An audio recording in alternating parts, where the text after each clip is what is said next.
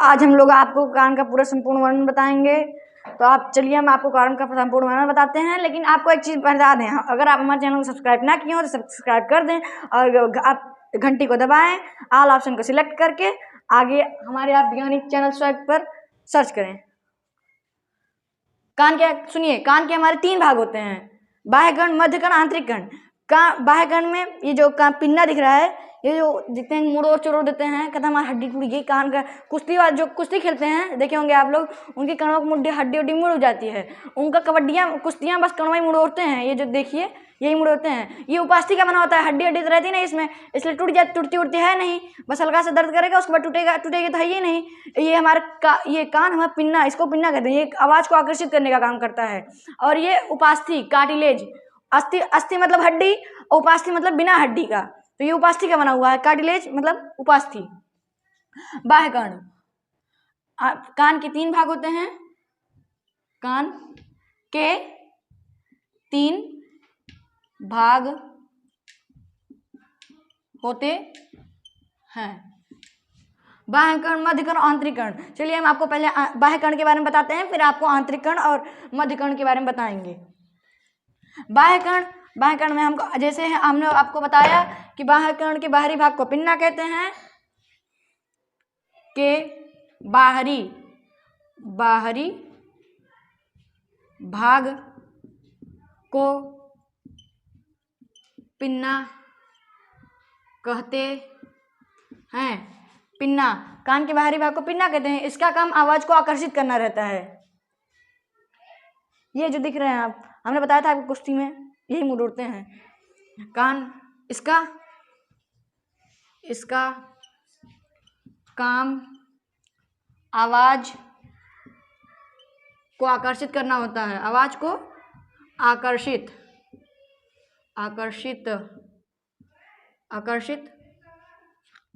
करना होता है। क्या करना होता है? आवाज को ये आकर्षित करता है। अगर ये ना होता तो आपका कान आवाज इतना तेज कैच ना करती, जो जाते हो फुसुक फुसुक चलता, चलिए सुन लेगी। जो करते हैं ये पिन्ना के कारण होता है। उसके बाद हमारा जो ये देखते हैं आप, ये उपास्थि का बना हुआ होता है, ये याद रखिएगा। उपास्थि मतलब बिना हड्डी का, अस्थि मतलब हड्डी, और उपास्थि मतलब बिना हड्डी का। उपास्थि मतलब कार्टिलेज होता है। उपास्थि की इंग्लिश कार्टिलेज। उपास्थि, ये उपास्थि का बना होता है। मतलब कि एक प्रकार से मान के चलिए आप लचीली हड्डी, इसे आप वैसे ना समझे उपास्थि बिना हड्डी का, तो ये लचीली हड्डी टाइप का होता है। देखते हैं हम, मुड़ उड़ जा रहा है, देखिए हमारे जैसे मुड़ रहा है। ये लचीला होता है, यह लचीला होता है। उसके बाद हम आपको बताएंगे, इसको आप स्क्रीनशॉट ले लीजिए। उसके बाद जो आप देखते हैं हमारे जो जहाँ तक उंगली जाती है वहाँ पे, इसको एडेटरी कैनाल कहते हैं। तो आगे हम आप एडेटरी कैनाल जहाँ तक हमारी ये उंगली जाती है, उंगली नहीं, अभी कहा कि यहाँ से गोदी उदी उठा लो, पेन उठा लो, ऐसे डाल लो रिफिल निकाल के, तो वो नहीं, कान का पर्दा फट जाएगा, कुछ सुनावो ना करेगा। ये उंगली है बस जहाँ तक जाती है। उंगली आती है जहाँ तक, वहाँ आप देखते हैं खूंट निकालते हैं, मैं देहाती भाषा में उसको खूंट कहते हैं। जो निकालते हैं ना, इसी से गोदी डाल के निकालते हैं, वो निकालने वाला काम उसको बनाता कौन है? उसको रूमिनस ग्रंथि बनाती है। चिपचिपा पदार्थ को बनाने का काम रूमिनस ग्रंथि करती है। ये जो हम कैसे बन जाता है, वो जो चिपचिपा पदार्थ निकाल रही है, उसके साथ जो हमारे कचड़ा उचड़ा उड़ता है, मतलब जा रहे हैं समय रोड बन रही होगी तो वहाँ पे कचड़ा उचड़ा उड़ता है, तो जो कचड़ा उड़ता है कान में जाता है, उसी से खूंट बनता है। मतलब हम लोग उसको खूंट कहते हैं, चिपचिपे पदार्थ को खूंट कहते हैं। तो इसमें जहाँ तक उंगली जाती है उसे एडेटरी कैनाल कहते हैं। उसे एडेटरी कैनाल कहते हैं। जहाँ तक उंगली जाती है उसे एडेटरी कैनाल कहते हैं।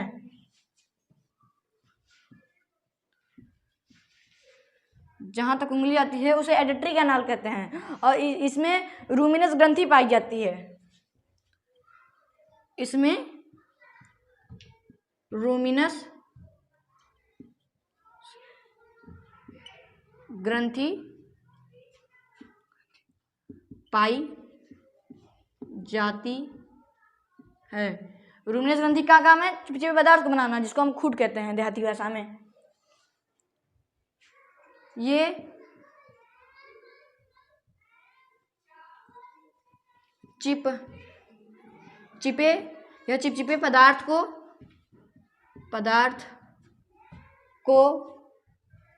बनाती है, या चिपचिपे पदार्थ को बनाती है।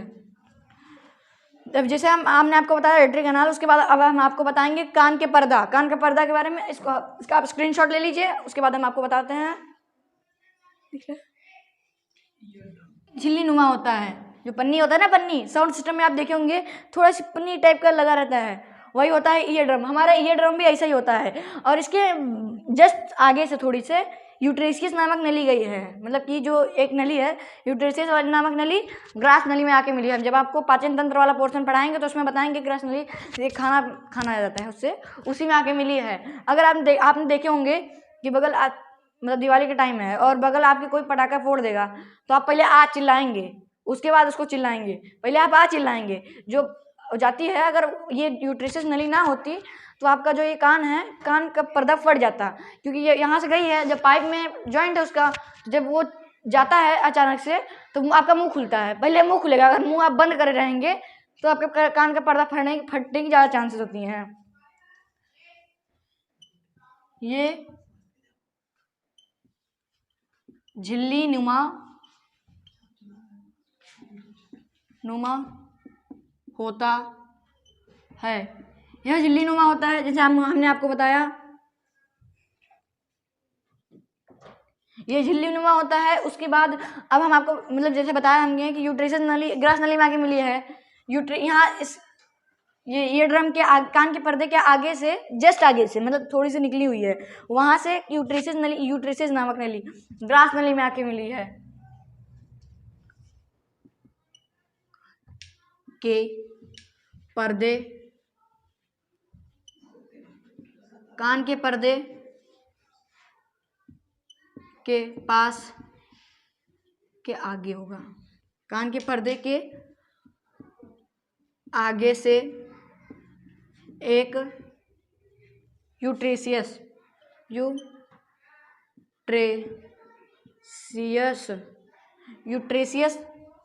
नामक नली ग्रास नली में आकर मिली है। इसलिए हमारा अचानक से पटाखा लगने पे कान का पर्दा नहीं फटता है। उसके बाद इसका आप स्क्रीनशॉट ले लीजिए, ऑफ करो। अब हम आपको मध्य कर्ण के बारे में बताएंगे। हमने बाह्य कर्ण के बारे में जितना बताया सब बाह्य कर्ण के बारे में था। अब हम आपको मध्य कर्ण के बारे में बताएंगे। मध्य कर्ण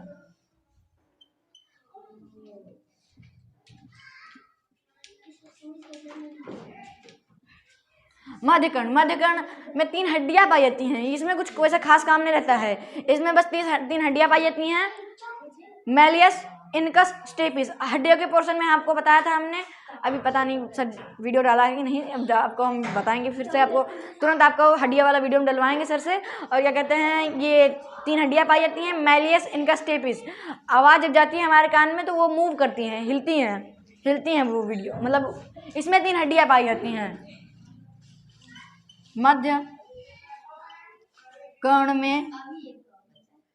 कर्ण में 3 हड्डियां पाई जाती हैं।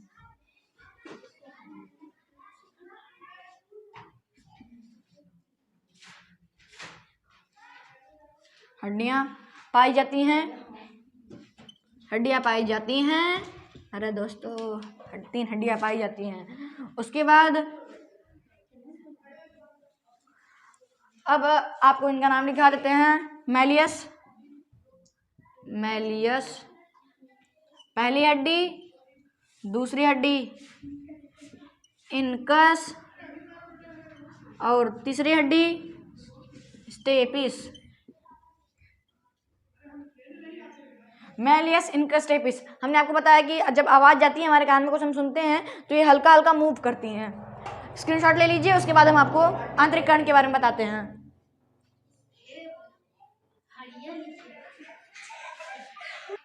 अब हम आपको आंतरिक कण के बारे में बताने जा रहे हैं। तो बना रहे हैं उसको लाइक कर दीजिएगा, बता दे रहे हैं,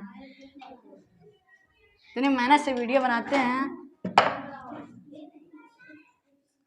आंतरिक कण, आंतरिक कण, आंतरिक कण में एक उभरी हुई संरचना एम्पुला पाई जाती है। आपको हम एम्पुला के बारे में बताते हैं। एम्पुला जो है ना, एम्पुला मतलब कि संतुलन बनाने का काम करता है। हमारा संतुलन तो शरीर हमने आपको पहले मस्तिष्क के पोर्शन में बढ़ाया था, तो वैसे ये आंतरिक में एक कुत्तों का कुत्ते हुए, गाय हुई और खरगोश हुआ, ज़्यादातर खरगोश और कुत्ते।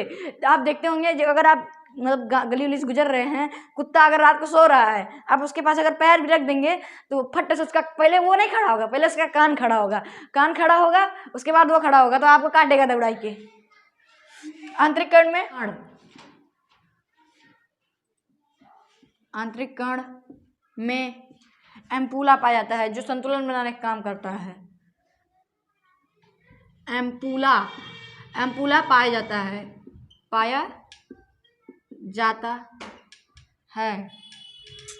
एम्पुला पाया जाता है। आंतरिक कण में एम्पुला पाया जाता है जो संतुलन बनाने का काम करता है, जो संतुलन बनाने का काम करता है। अब हम आपको इसके आगे बताएंगे। उभरी हुई संरचना चंद्र आकृति होती है। कोकिया कोकला, जो भी आप जो कह सकें, हाँ सिंपल पड़ा आपको, कोकिया है कोकला में 3 लाख से ज़्यादा बाल पाए जाते हैं, जो कि बुढ़ों के 3 लाख जब आप धीरे धीरे जब बुढ़ाएंगे, अभी तो बच्चे हैं, जब बुढ़ाएंगे तो आपके बाल जो हैं कुल सूख जाएंगे, और सूख जाएंगे ना तब सुनोबो नहीं करेगा, बहिरा हो जाएंगे। जैसे बूढ़े होंगे, आप लोग बहुत कहते होंगे, चिल्ला विल्ला बगल से चले जाते हैं, सुनाता होना तो नहीं है, इसीलिए नहीं सुनाता है। आंतरिक कण में उभरी हुई संरचना चंद्र आकृति से होती है। उभरी हुई संरचना उभरी हुई संरचना चंद्र आकृति सी होती है, जिसमें कोकिया या कोकिला, लड़कियां अगर देख रही हैं तो गोपी बहू वाला सीरियल जरूर याद आएगा। इसमें कोकिया या कोकिला पाया जाता है, जिसमें 3 लाख से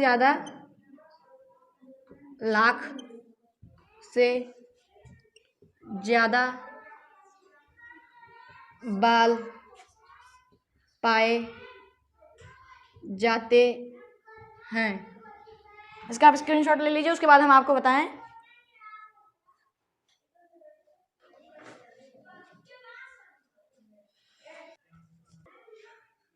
दोस्तों, हमने आपको बताया था कि पहले जो हमने दिमाग वाले पोर्शन में आपको बताया था कि कार्पोरा क्वाड्रिजेमिन आँख और कान दोनों पे नियंत्रण करता है। एक सिप्लॉक्स कोई दवाई है आँख और कान में डालने वाली, आप देखे होंगे, वो आँख में भी पड़ती है और कान में पड़ती है।